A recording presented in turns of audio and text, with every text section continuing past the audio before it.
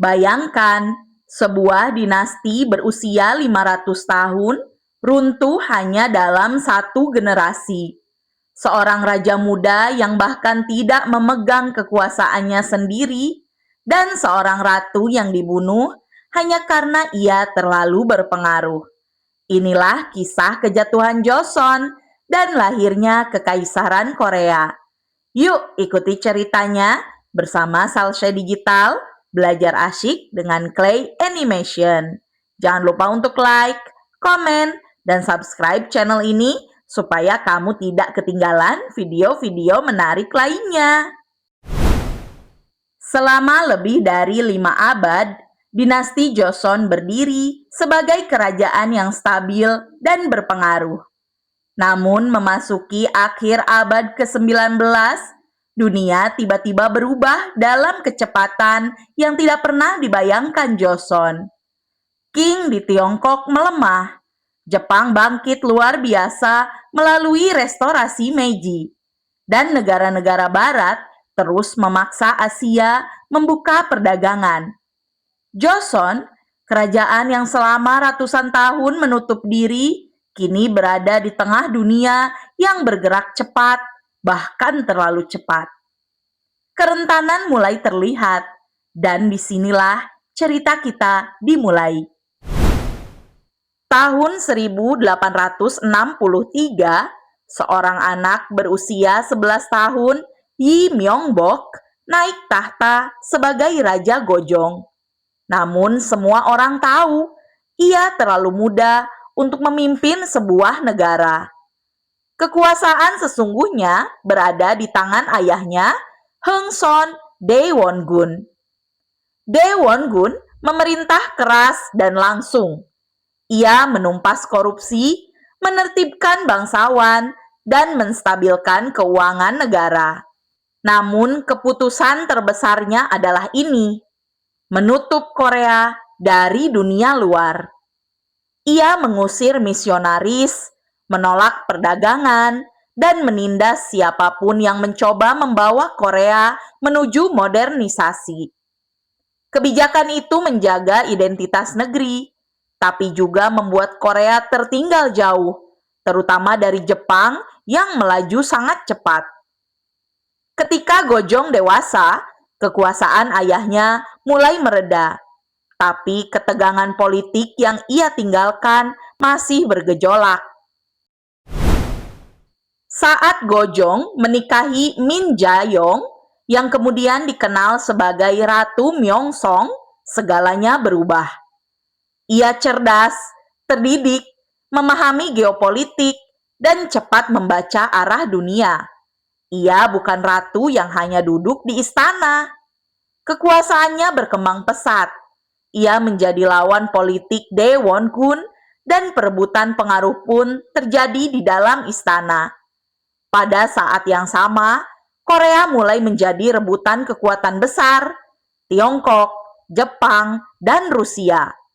Jepang yang sudah modern melihat Korea sebagai kunci strategi Asia Timur.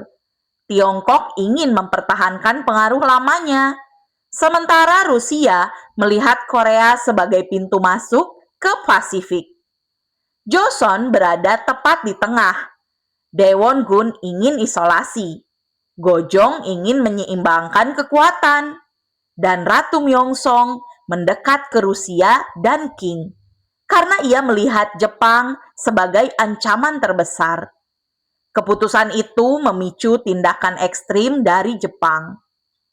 Dini hari, 8 Oktober 1895, sekelompok ronin Jepang menyusup ke istana Gyeongbokgung. Mereka mencari satu orang, Ratu Myeongsong. Bagi Jepang, ia adalah penghalang utama ambisi mereka. Ketika mereka menemukannya, Ratu pun dibunuh. Peristiwa ini dikenal sebagai insiden Ulmi. Korea terguncang. Raja Gojong ketakutan dan melarikan diri ke kedutaan Rusia. Dunia mulai melihat betapa gentingnya keadaan Korea. Namun setelah tragedi itu, lahirlah sebuah keputusan besar. Untuk menunjukkan bahwa Korea bukan bawahan siapapun, pada 12 Oktober 1897, Gojong mendeklarasikan berdirinya Daehanjegung, Kekaisaran Korea. Ia naik sebagai Kaisar Gwangmu. Deklarasi itu adalah pesan kepada dunia bahwa Korea adalah negara berdaulat, setara dengan Jepang, tidak tunduk kepada siapapun. Masa ini singkat, tetapi menjadi salah satu era paling dinamis dalam sejarah Korea. Di bawah Kaisar Gwangmu, Korea bergerak cepat. Pembangunan sekolah modern, sistem pos dan telegraf, listrik dan telepon, jalur kereta api, pelajar dikirim ke luar negeri, militer diperkuat, industri dan pabrik dikembangkan, penasihat asing didatangkan.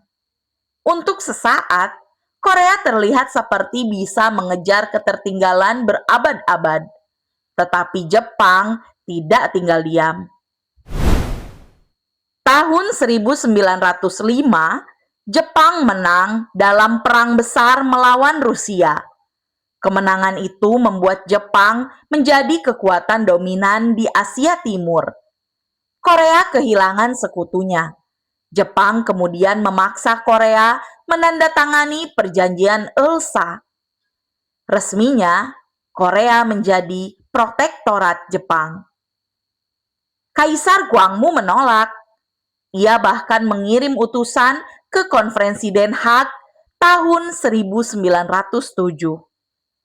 Namun Jepang menggagalkan misi itu dan memaksa Gwangmu turun tahta.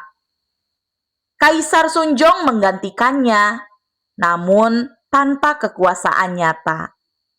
Tanpa ratu, tanpa sekutu, dan tanpa kekuatan, Kekaisaran Korea semakin kehilangan kendali atas nasibnya. Pada tanggal 22 Agustus 1910, Jepang akhirnya mencaplok Korea. Kekaisaran berakhir. Gojong menjalani sisa hidupnya sebagai simbol perlawanan, sementara rakyat Korea memasuki masa penjajahan yang sangat kelam. Namun, perjuangan Gojong, keberanian Ratu Myeongsong, dan modernisasi kilat Kekaisaran Korea menjadi fondasi yang kelak melahirkan Korea modern. Sejarah ini adalah pengingat bahwa sebuah bangsa bisa bangkit kembali bahkan setelah runtuh berkeping-keping. Menurut kamu, siapa tokoh yang paling menentukan arah sejarah Korea pada masa ini? Tulis pendapatmu di kolom komentar. Aku penasaran, nama siapa yang akan paling banyak disebut? Terima kasih telah menonton video ini sampai habis. Jangan lupa untuk like dan share video ini ke teman-temanmu, supaya teman-temanmu jadi tahu fakta-fakta unik dan sejarah yang mungkin jarang diketahui. Sampai jumpa di video-video selanjutnya.